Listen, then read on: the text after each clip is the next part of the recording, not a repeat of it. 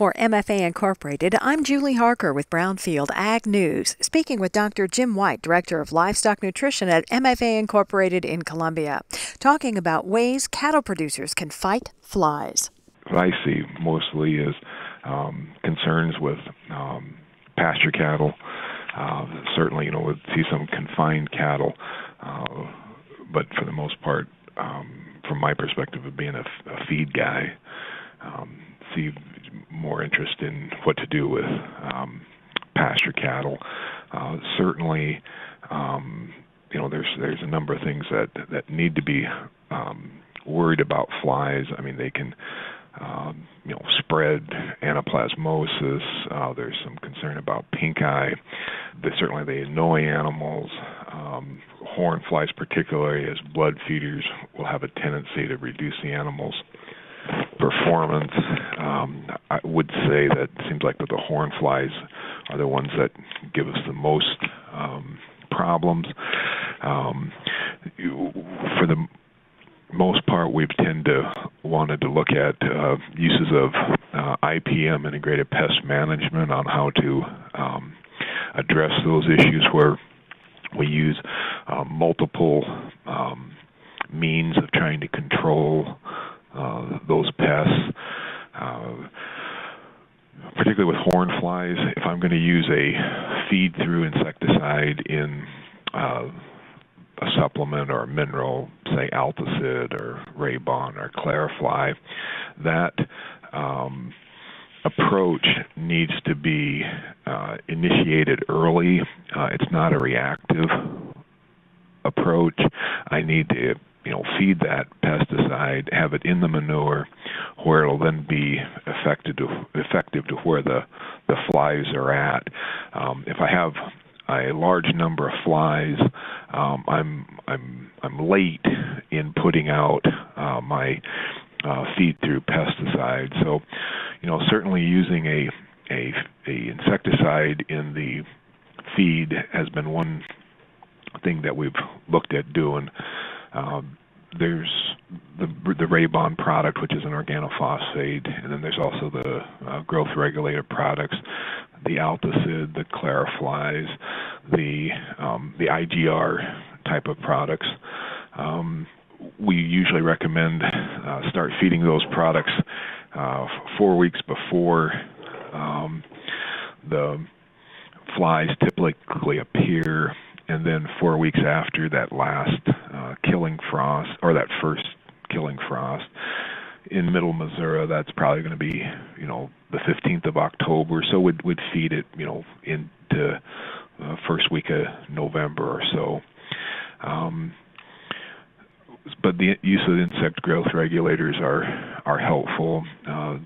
Certainly, the use of fly tags also is particularly helpful. Whenever we're using those pesticides, whether they're feed-throughs or sporons or sprays or fly tags, we want to make sure we follow the labeled directions. I mean, we only use those pesticides according to how they're labeled. So whenever we're looking at those pesticides, we check the label and make sure we're doing it how the label says. The label was developed based on a lot of work and a lot of studies, and that's the way that it's going to be used well and used the best.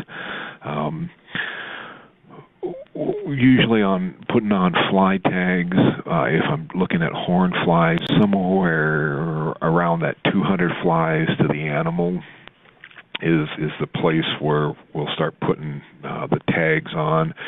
If we put them on a little bit earlier than that,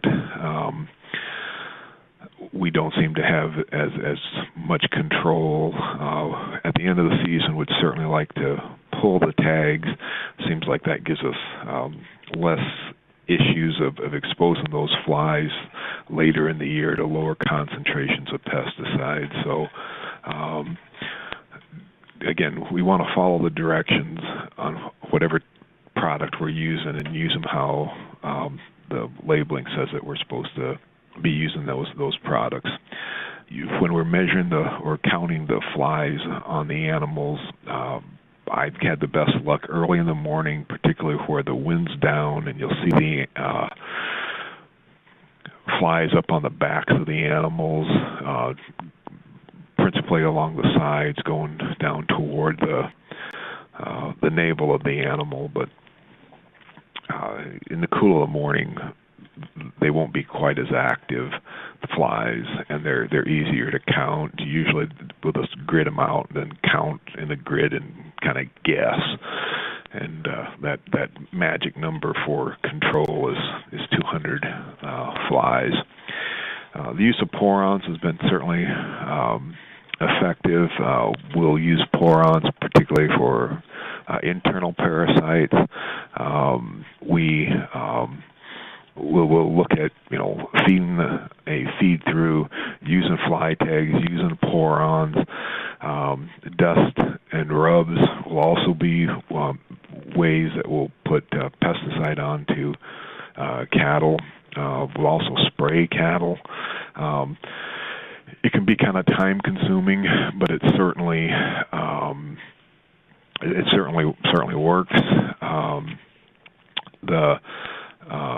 The reduction of breeding sites for flies, if the flies aren't obligate manure breeders like horn flies are, say house flies, horse flies, can be helpful. But using those principles of IPM help us in that we have multiple ways of trying to control the fly pressure on animals. You mentioned, the breeding sites. Is there anything else, like with the use of fans or anything like that?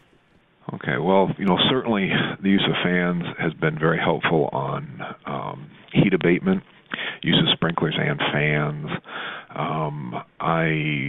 I don't know of any specific work on fans for flies, on sprinklers for flies. It has a tendency to increase moisture, which has a tendency to increase fly pressure. That said, sprinklers are an industry in and of themselves for I guess, my first thought is the place where I like to see them first is where I have animals concentrated and I can get them all. So on dairies and holding pens, sprinklers and fans help a lot at moving heat. The higher the humidity is, the less well sprinklers work.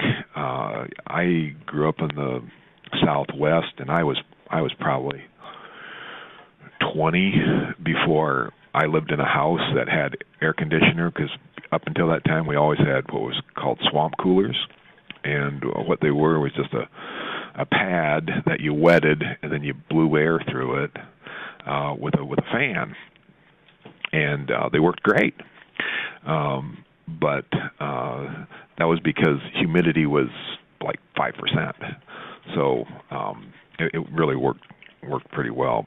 That's livestock nutrition specialist Dr. Jim White. For MFA Incorporated, I'm Julie Harker on Brownfield.